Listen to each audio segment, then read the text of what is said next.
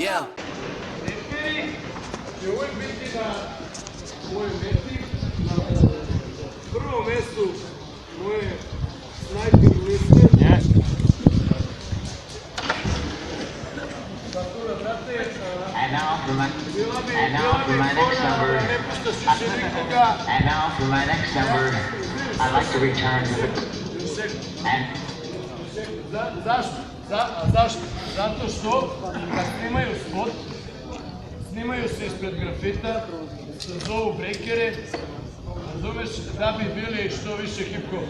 Mislim, burazeri, nema, znaš, samo za taj kredit hip-hop slave, onda ubacuju grafite, onda kao idu pod neke mostove, znači mi smo ležali pod vagonima, u govnima, mi smo spavali u špunju, po 4 sata da bi nacrtali taj grafit, a sada dolaze svi ti reperi sa naše scene i snimaju ispred tih grafita, znaš.